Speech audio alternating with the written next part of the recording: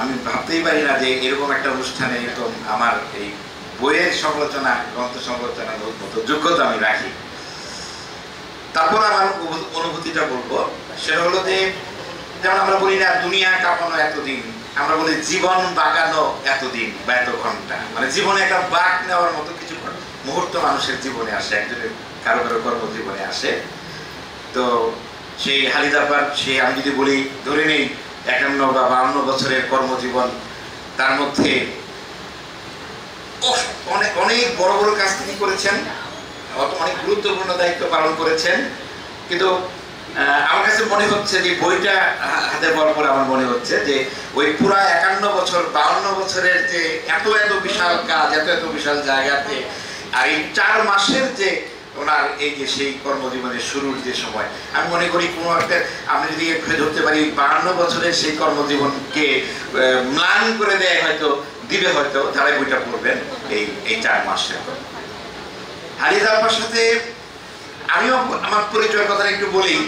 সরাসরি পরিচয় হলো বছর 4 হবে একটা অনুষ্ঠান, একটা সংগঠন লিডার্স ফোরাম নামে, একটু আগে লিডার্স ফোরামের উদ্যোক্তাকে দেখছিলাম, খন্দকার কবি সাহেবের সামনে দেখছিলাম। যাই হোক, সেই অনুষ্ঠানে গিয়ে সামনাসামনি আমার দেখা হলো হালিদাপার সাথে। তা আমি তো দৌড়েই গেলাম, কারণ এই মানুষটা এতদিন সেই শুধু নামে নামে পরিচয়। তো যাওয়ার পরে পরিচয় হলো এবং খুব অল্প কয়েক সেকেন্ডের মধ্যেই মনে হলো যে আমরা দুজন অনেক পরিচিত।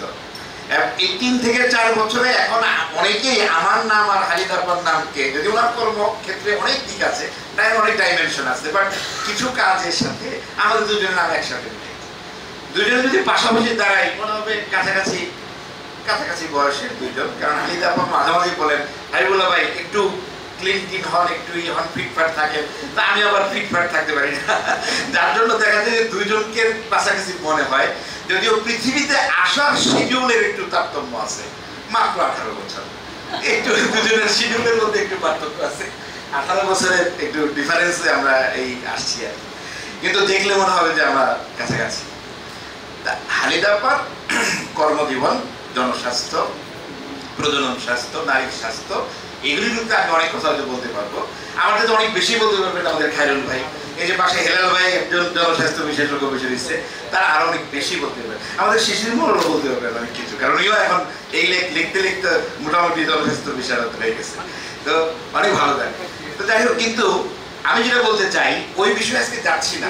কত বিশাল কাজ, জন হপকিন্সের ফ্যাকাল্টি দেখেন, একটা মানুষ যত বড় হবে তত অহংকার হবে, তত গরিমা হবে, এটি আমরা দেখে আসি। কিন্তু কিছু কিছু মানুষ থাকে যারা যত বড় হয় আরো নিরহংকার হয়।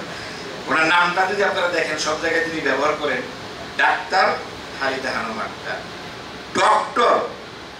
ডক্টর, কিন্তু লেখেন উনি ডাক্তার। আমরা কেউ পিএইচডি করলে ডাক্তার ছিলাম কি ছিলাম ওটা ভুলেই যাই, আর উনি এখনো লেখেন ডাক্তার খালিদা খানম আক্তার।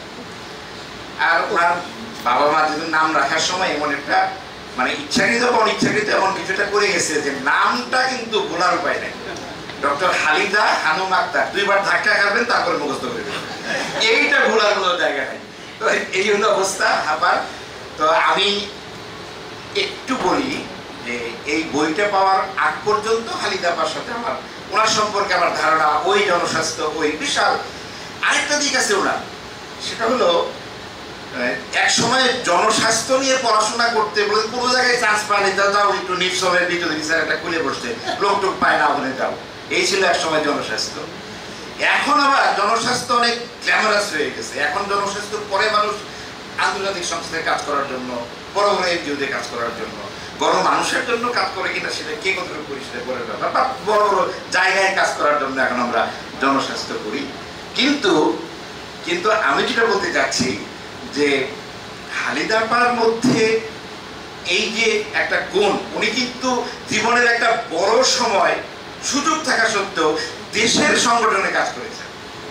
দেশের বারপাড়ের মধ্যে একটা সংগঠন, তারপরে মহিলা সমিতি বা আরো অনেক, হ্যাঁ, এইটা আমার আরেকটা ওনার প্রতি মুগ্ধতার একটা বড় কারণ। আর এই মানুষ যে এত তাড়াতাড়ি কাউকে আপন করে নেয়, আমি একটু নিজের গর্ব হয়ে যাবে যে আমার মধ্যে একটা নগণ্য মানুষ জনস্বাস্থ্যের একটা এক কোনায় পড়ে আছে, এর মধ্যে আবার এপিডেমিওলজি বা রোগতত্ত্ব, তারও কোনো একটা পড়ে আছে ক্যান্সার রোগতত্ত্ব। ওই সাবজেক্টের আমি প্রথম একজন ব্যক্তি। আমার মতো একটা মানুষ চাকরি, আমার এই কর্মজীবনের 30 বছর পুরা হওয়ার পরে এরকম একটা বড় অনুষ্ঠান হলো। সেই অনুষ্ঠানের উদ্যোক্তাদের মধ্যে একজন ছিলেন আমাদের খালিদা আপা। আমি আশ্চর্য হয়ে গেলাম যে একটা মানুষ কত বড় হলে মানে এরকম উদ্যোগের সাথে উনি থাকতে পারে। আমি একজন মানুষকে আজকের এই অনুষ্ঠানে মানে যেটা হয়তো ওই আড়ালে থাকে একদম চুপচাপ কথা বলেই না, কিন্তু আমি মনে করি আজকে এই খালিদা আপার এই বইটা শুধু না, ওই 4 মাসের কাজটার পিছনে ওই মানুষটার একটা বড় একটা অবদান আছে। কেন বলি যে এখনো এই 21 শতাব্দীতে আসার পরও আমাদের সমাজে অনেক ট্যাবু আছে। আমার একটা ছোট্ট উদাহরণ, আমার নিজের উদাহরণই দিই। আমি কিন্তু ক্যান্সার নিয়ে কাজ করি এবং নারীদের ক্যান্সার নিয়ে। তো আমাদের যারা মানে সেক্স ওয়ার্কারদের একটা সার্ভাইকাল ক্যান্সার স্ক্রিনিং উদ্বুদ্ধ করার জন্য ইউএনএফপি এর আমন্ত্রণে আমি 2 জায়গায় গেছিলাম, একটা ময়মনসিংহে আমরা জানেন, আর একটা গোয়ালন্দে। তো এরপরে আমার একটা ছোট্ট একটা লেখা বেরিয়েছিল সারা বাংলায়, ওই লেখাটার সুরের নামটাও আমি ভুলে গেলাম। তো যাই হোক, তো সেই লেখাটা একটু বেশ হলো। তো অনেকে আমাকে বলতে পারেন, আমার ওয়াইফকে ফোন করে অনেকে বলছে রাস্কিন ভাই না লিখলে হইতো না, আর এগুলি কাজ করতে হবে কেন ওনাকে। মানে এই সমাজে এই সেই সময়ে যিনি ওই ধরনের একটা কাজ, অর্থাৎ সমাজের আমি বিস্তারিত বর্ণনা যাচ্ছি না, সেই আমাদের আগের সেই বীরাঙ্গনা বা এখন যারা আমরা সংগ্রাম যোদ্ধা বলছি তাদের জীবনের যে মানে মানে করুণ যে সেই তাদের জীবন যাত্রার যে সেই করুণ অবস্থাটা সম্পর্কে বলতে চাচ্ছি না, কারণ আপনারা অনেক সুন্দরভাবে অনুষ্ঠানের আগেই সেটা দেখানো হয়েছে এখানে। ওইরকম একটা জায়গায় কাজ করার জন্য যিনি এই সমাজের এই ট্যাবু বা এগুলি না মেনে যিনি তার স্ত্রীকে এই কাজটা করতে দিলেন, ওই চুপচাপ বসে থাকে সিভিল ইঞ্জিনিয়ার গোলাম ফরিদউদ্দিন আক্তার সাহেব।